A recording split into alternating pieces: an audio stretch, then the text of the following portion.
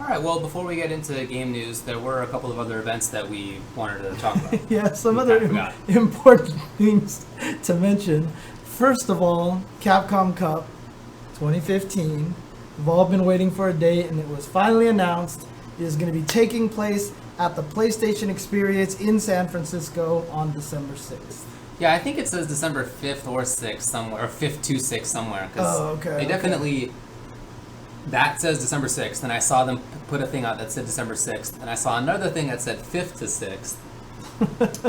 And they have previously said that it will be a 2-day event. Right. So I don't know exactly what's going on. Because I know a lot of people were upset that it was 2 out of 3 last year. Right. And I think they wanted to change most of it to 3 out of 5.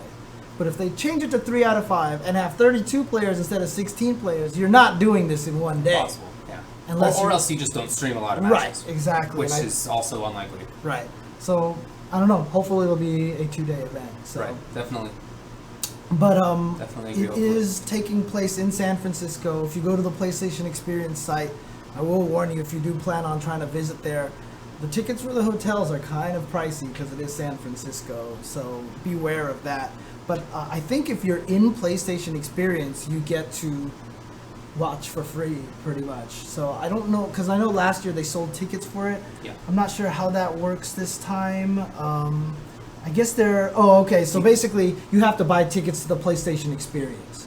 So Sunday only passes are $40. There's an early bird 2-day discount, which is $60 right now. Goes up to $75 after September 20th. But I did hear that there was going to be a VIP thing specifically for the Capcom Cup. That if you buy that, then you also get like goodie bag and I guess... Oh, yeah? Swag bag. Premium seating, I should say, so you get better seats and such like that. And I guess there is going to be an after party like last year that will be hosted by Twitch and Showdown GG. It also says, please keep in mind that the purchase of a Saturday-only ticket will not grant you access to Capcom Cup on Sunday. So I guess Capcom Cup is one day. That's heavily implied, like.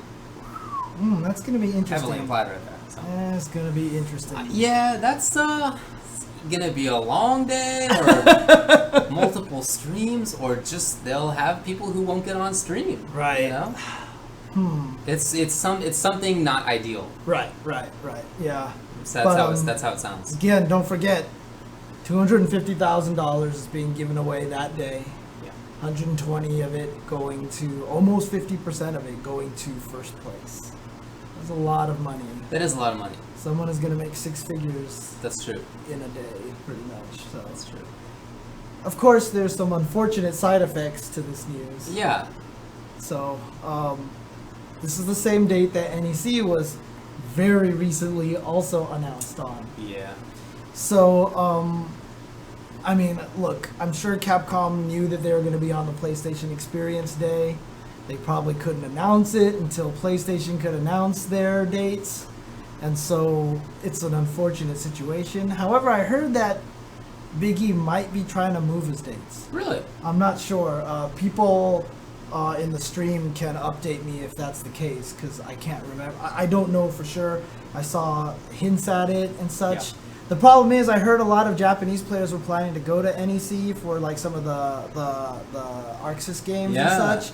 So I hope they haven't bought their ticket already and stuff like that, you know, because otherwise it's going to be a big problem. It's just an unfortunate situation all around. I agree with you. I think that it's most likely that Capcom didn't plan this. I feel like it's just because this is what Sony wanted. And especially knowing the people involved with the Capcom, with the Pro Tour, people who are all former players of various games. I've talked with them many times, and it's super important to them they not be stomping on other they not kill grassroots stuff. So it definitely sucks. I feel bad for Big E, for everybody who wanted to go there. I hope that they can figure out a way around it, but it's just unfortunate timing. Yeah, Toluca Freak mentions that he wants to move NEC for either Thanksgiving weekend or the weekend after Capcom Cup. I really hope it's the weekend after Capcom Cup, because Thanksgiving weekend is going to be a nightmare for travel. because it's going to be expensive and the airports are just going to be packed. I would really like to go to NEC. Yeah, I agree. If it's on Thanksgiving weekend, I definitely cannot go. Yeah. And you know what? A lot of people aren't going to be able to go. Yeah. So it's probably not going to benefit him to move it to that weekend. Right. Plus, a lot of the Street Fighter players probably will be saving their travel for, Capcom Cup anyway. So it's going to be an interesting situation. It sucks. Yeah, it sucks. Wish it had gone better. But yeah. What are you going to do? Man. Okay. Yeah, I mean, it's an unfortunate situation. Just want to emphasize that there's obviously no malice involved with this. I don't think that they're like trying to, hurt anybody else's event. So. Yeah. Of course. Yeah. But speaking of, so one of the things about NEC though, the reason why a lot of Japanese players are going there is because it's always been a really, really big ArcSys game tournament. Yeah, that's true. It's always been that.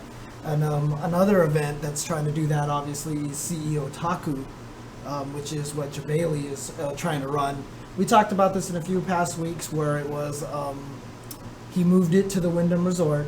Right. So AKA a bigger one than he originally had planned. Right. Yeah. And so he was going to consider putting Marvel into the lineup, adding Marvel to the lineup just to get more people, because he needs to sell out more rooms and fit more people in the ballroom and stuff like that, right. and make up a little bit of extra money for the cost, obviously. Sure, for the ballroom. I'm sure it's expensive. Yeah. And so he put out a poll asking if people wanted to add it or not and such. And the official lineup is out. They released a poster, and basically it is definitely going to be Exerd Sign, Guilty Gear Accent Core Plus R, Blaze Blue Chrono Phantasma Extend, Persona 4 Arena Ultimax, Under Night In Birth, Skullgirls Second Encore, Melty Blood Actress Again, Dengeki Bunko Fighting Climax, and sure enough, Ultimate Marvel vs. Capcom 3 will be there. It's got a picture of Morgan on there. Yes. Mm-hmm. That was a good choice to go along with the rest of the characters on there. So. Yeah. Yeah. It's probably the most anime character out of all of them. In that game, so. Yeah, no, it's a good looking poster. But yeah, that's cool that they have Marvel. I hope that doesn't offend anybody or put anybody off too much, but I certainly understand why he would want to have more players there. And from a Marvel player's perspective, I know that there's a lot of hand-wringing going on among some people in the scene, and just as much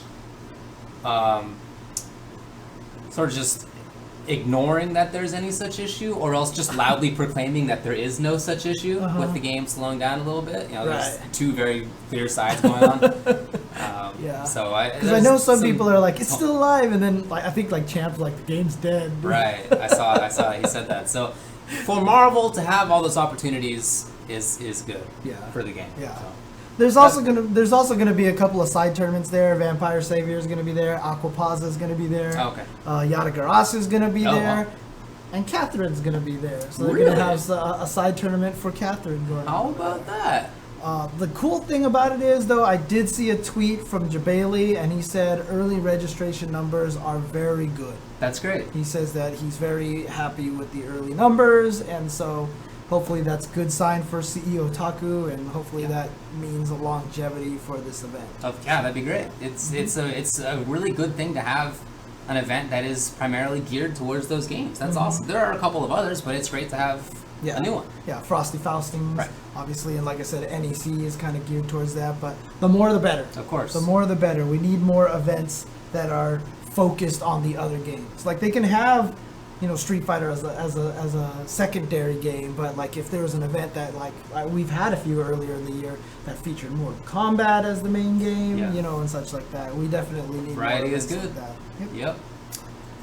And although this is not going to be for a while, like a little over half a year, a little under half a year. Me do math well.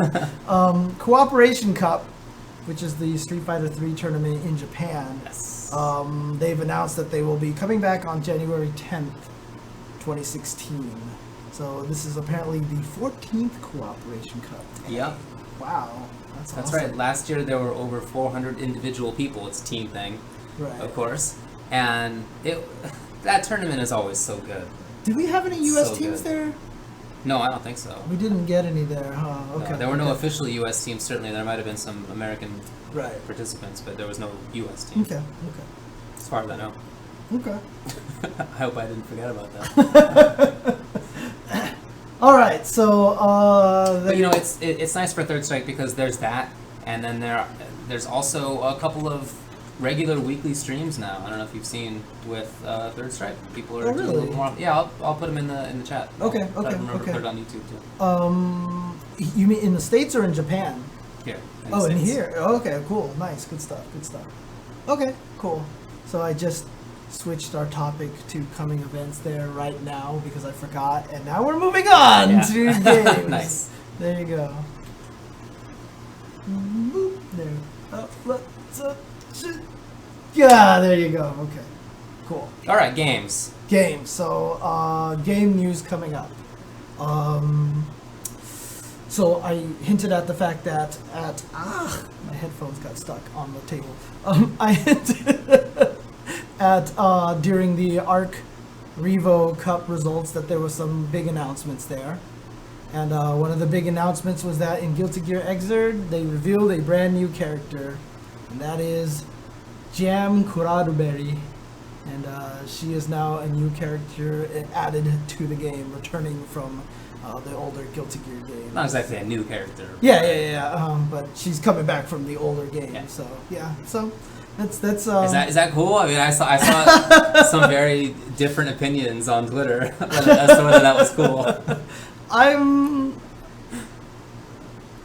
Jam, I mean, you don't care. She's supposedly like a Chinese character, I think, but she has like a distinctively Japanese name. Well, it's actually just a Japanese pronunciation of Cloudberry, so maybe she's supposed to be Chinese or whatever like that. Cloudberry? Yeah, Corrado Betty. Is that a berry? I don't think it's an actual berry. I think it's just something that... I thought it was supposed to be cranberry all these years. It's supposed to be cloudberry, though. Well, if it was cranberry, wouldn't it be Kuranu? I don't know. I don't know anything about this, man. Yeah, I liked Jam for a little bit, but you know what? I could never really quite get into the characters, so... Yeah.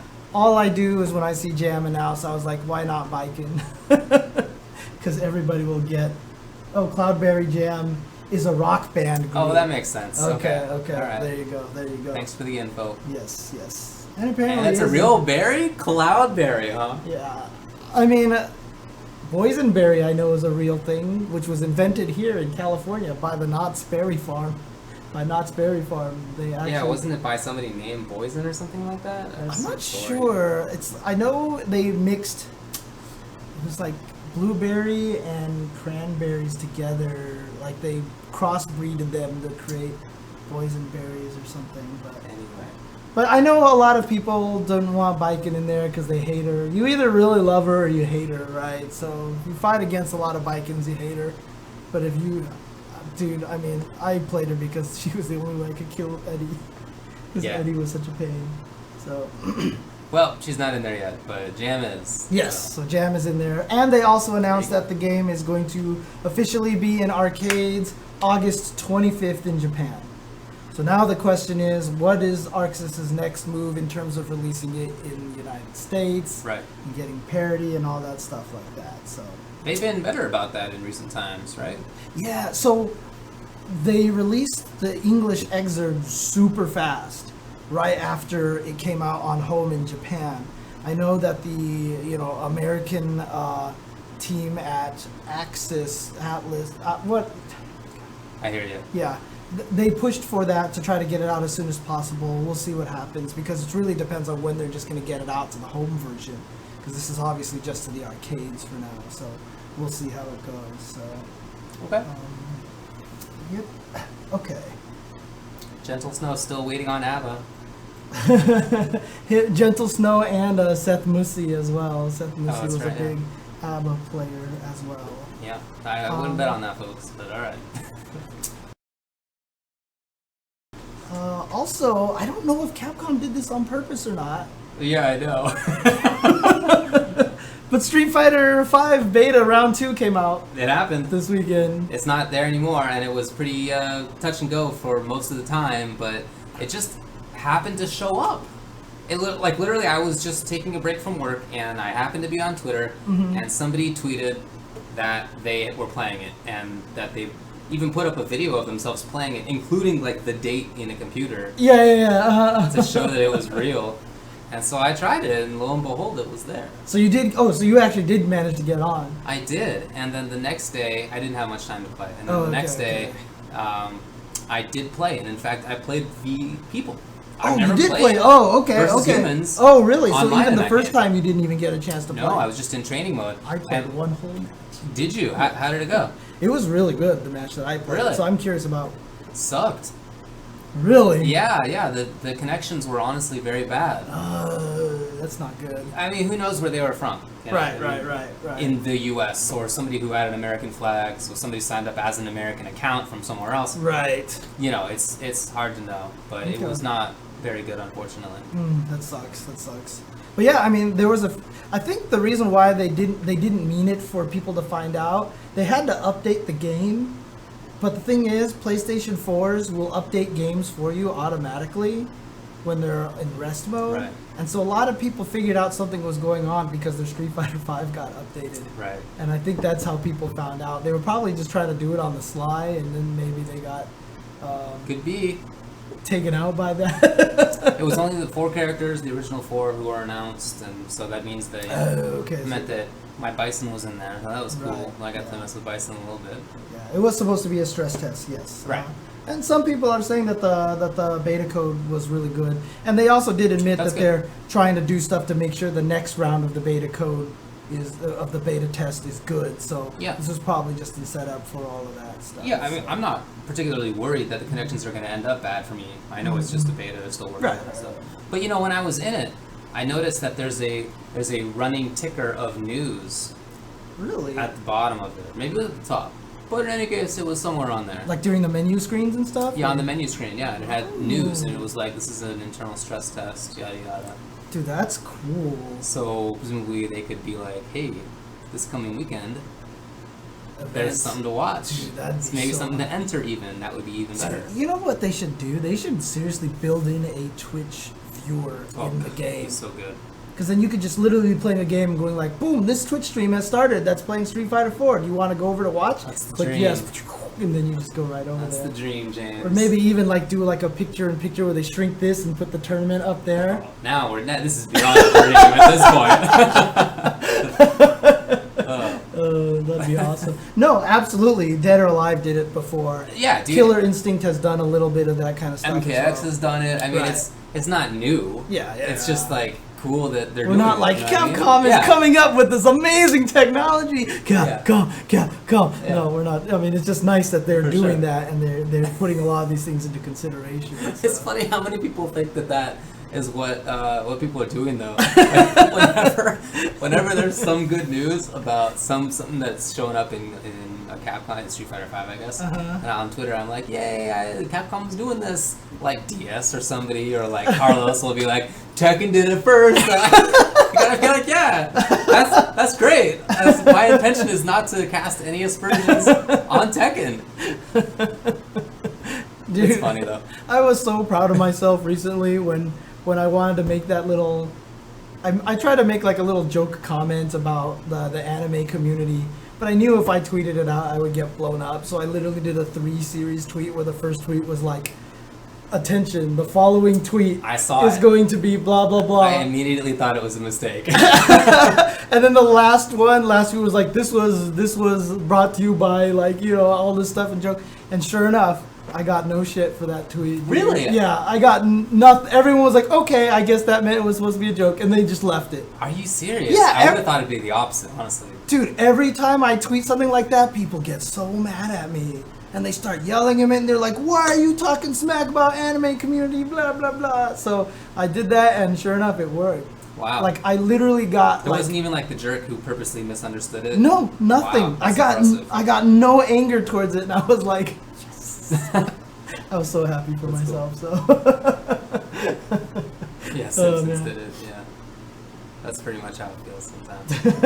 That's cool, though. Whatever games have good stuff, I want all the other games to copy that. Yeah. Like whatever the good stuff is, and not the gameplay. The gameplay should be distinct. But when it comes to online play and functionality, features, that kind of stuff, just steal it. Just steal whatever good ideas. Like for example, Street Fighter V has that buttons, the control config thing where you can see the buttons being pushed and stuff like that. I don't think they're the first ones to do it, but everybody else should do it as well. You know, just everything steals everything. So should be. Yeah. Okay. Let me see here. Did also want to mention that Kim Woo was announced. There was a Kim Woo teaser for Killer Instinct Season 3. Yeah. We mentioned last week that they're continuing Killer Instinct Season 3. Right. That Rash was going to be in there, and the first character they announced for it is Kim Woo, who was in Killer Instinct 2. That was an official announcement, or that was just at the end of the Rash trailer? Oh, was it at the end of the Rash trailer? Well, I know that they hinted it at the end of the Rash trailer. That's probably what it was. Is that what it was? Yeah. Which was just, you just saw the weapon, and that was it. But you know, it's probably her. I'm going to be super, because look, they've done an interesting job revamping all their characters. Kim Woo was highly uninteresting in Killer Instinct 2, so I'm curious to see what they're going to do with that character. Like, I thought what they did to Maya was super cool. Yeah, dude, all the characters were boring as could be in the original Killer Instinct. Right. So, I certainly believe that they'll have cool ideas. Mm-hmm. Actually, I'll save this for the end of the game news. How's that? So, one other little bit of news was that Round 1 in Puente Hills got a NESICA cabinet. This is in Southern California. Now, I didn't have any knowledge of what NESICA cabinets were before. Okay. But apparently, as it was explained to me, is that NESICA cabinets are basically like a console in the arcade where the owners can choose what games to download for the console, and then people can play any one of those games that are on that cabinet. And so when you download the games, the money that goes into it is split between the person who made it and the arcade. Right. And so it's this really neat system of distributing games in a much easier way without having to use physical boards. You just download the game and it's all done through the internet and such like that.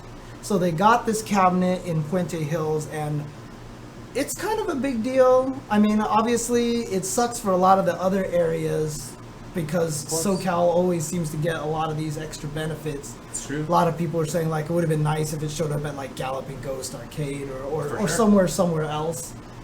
But I mean, Round 1 is definitely going to put it in a higher traffic area that it can get, and so they're testing it out. If it's successful, they'll start spreading it out to more places. And the reason why this is significant is because there are certain games on it, such as the latest Blaze Blue. Yeah. And so ArcSys games, we're always behind, right? We're like we mentioned with Exer, like it comes out in Japan first and all these things. We can't even see it. Well, when the new Blaze Blue drops, hopefully they can just get it right away on the cabinet. You know, they can just download it, and their Round 1 is licensed to play those games here in the United States.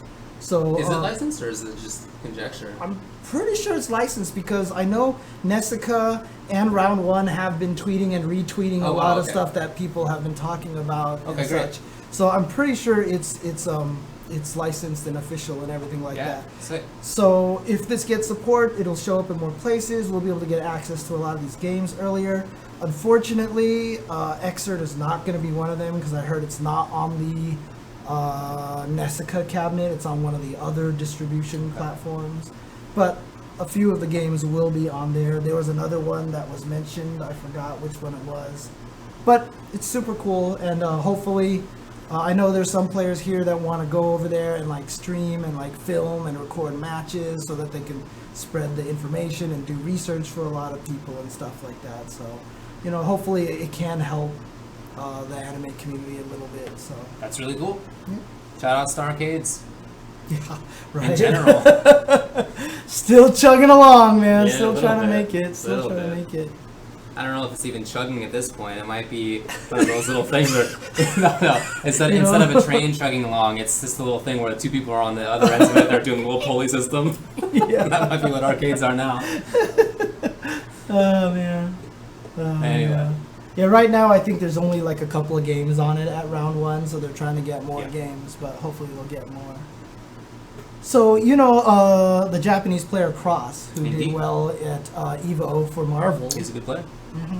apparently revealed a little bit of interesting new tech in Marvel. I don't know if you actually saw I this. did.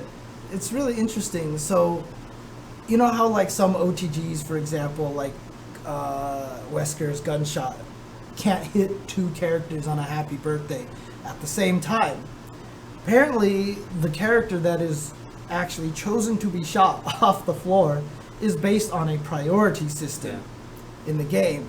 And what a lot of people actually noticed was that when Cross was choosing his team, he would do like the Marvel 2 switch glitch. He would actually pick a character and another character, but then when the game started, he would swap them. Right. And people were like, are you just doing that because of legacy or just for fun or whatever? And he actually explained the reason why he does it is because the priority in which the character on the ground gets shot off the floor is decided in the order that you pick the characters, not the order in which they start. So he does that so that the point character is no longer in the priority. Right. So that in a happy birthday situation, if Wesker gets you, he will shoot the assist off the floor, and the point character gets to get up and save the assist. Right. As opposed to having the point character get shot up and then the assist character getting away, but he gets to still keep the combo going. So it's some crazy new technology. I think that's super cool. Yeah. I really do. And it's not even... Obviously, it's useful, but it's not like game-breaking. Yeah, useful. yeah. It's just really cool that there's still new stuff like that in Marvel 3. I just think that's awesome. And it comes at a time where, like we were mentioning before, there is some discussion as to whether the scene for the game is slowing down too much. Yeah. So it's just cool to have something new, some new idea to look into the game. Just anything to breathe some life at this point. I know Angelic is awesome. one of the biggest proponents of Marvel 3, and he's even said it too, like everyone's like, oh, Marvel 2 lasted 10 years, and he was like, if Marvel 2 came out at this time during the age of social media and YouTube video sharing, Marvel 2 might not even have lasted necessarily 10 years, probably would have lasted like 4 or 5 years. It wouldn't have lasted 10 years, to be honest. Yeah, exactly. People would have been like, this Air Hyper Viper thing is broken, screw this game. I think a bigger thing is just that nothing came out after Marvel 2 for like a decade. Almost nothing. There wasn't that much else in terms of that style of game that came out. So what are you going to do? So, let me see if there's anything else before I get to that. Oh yeah, so we wanted to talk about last week was that SNK Playmore was acquired by Chinese investors, and apparently there was also something that happened recently where they were showing off like pachinko machines or something. Yeah, there was some pachinko event, where they said that they want to convert video game fans into pachinko fans.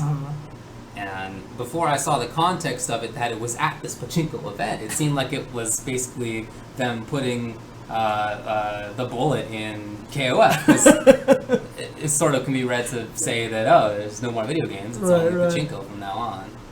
But no, I don't know if that's the right lesson from that statement. It's hard to know. And like you said, it's a pachinko event. You're not going to be like, hey guys, we're bringing this pachinko event, but don't worry, video games are going to survive. Like, you're not going to do that. Right, of course, yeah. Dude, I saw the sickest pachinko or slot machine thing in Japan that I saw someone playing that had Beat Mania buttons on it, and like literally the guy sitting there playing Beat Mania and then like hitting the slot button and then like hitting the slot button, and he's playing Beat Mania at the same time.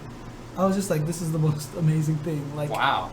Like that would take video game gambling crossovers. See, I wonder, like, maybe your credit runs out if you don't keep pulling the slot. So you're just going to be playing and then hitting the slot button, while you're playing. But dude, like, I like rhythm games. That would body my soul free. Well, it's a big trend among gambling in general. I had lunch with this gambling attorney. Oh, interesting. Okay. A couple of months ago. Who he wanted to talk to me about video game stuff. Okay. Because of this that I'm going to bring up is that there's a big growing crossover between gambling games wanting to be more like video games. Because they know that that's how you bring people in. Like how many hours do we all spend just doing total nonsense? Because it's fun video games. I do it. What if I could gamble on Civ 5? Do you understand? What would I have left? Right. I don't know. And in fact, you know what? A lot of iPhone games are like that now, right? A lot of those games that you play and they're like, do you want to keep going? Pump some money in here. Do you want to increase your chances to do this? Pump some money in here. So there's a really big crossover. And one example is this Lord of the Rings game. I don't know if you've seen it in Vegas. There's the Lord of the Rings slot machine game. You sign up, you make a character for yourself, you have an email address that you use to log in, and when you go to different slot machines of the same game, you sign into your character again, and the longer you play, you level up, and you get better rewards the higher level you are, so that's like an RPG. It's devious. It's, dude. It's devious. So like the more you're leveled up, the better prizes you get when you win the slots and stuff like that? Yeah, exactly. And the more often you win, too. So, see, that's anyway. that's crazy because like slot machines were always about just it was a machine and it was probability. Yeah. Now that it's all electronic, they can control the probability, and it actually scares me to hear that a slot machine will make it so that the higher level you are, the more chances they'll give you to win. Because like I feel like, I mean, I know there's laws to prevent slot machines from like being too unfair and stuff like that, right? I mean, I would imagine so. I'm not really sure, man. I don't know too much about that. Wow. Yeah, but if you just walk around, just pay attention at EVO next year, what the average age is of people in front of the slot machines. Old. Right. Okay. It's okay. old.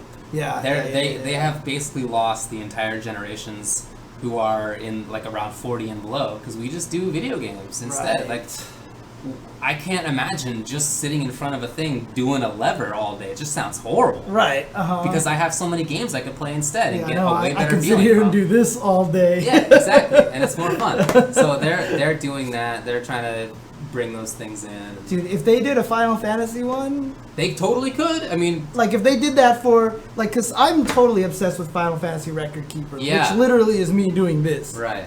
There's some battles where like, I mean, they're even making it easier now. Like they made it so that if you go into battles, it's on auto mode by automatically. Really? So you just like go into a battle and that's just like put the whole down. game, though, right? Yeah, dude. Yeah, exactly. So it's only like boss battles where you really have to do stuff, and so it's just like the grinding dungeons. You're like, burp. Oh. Burp.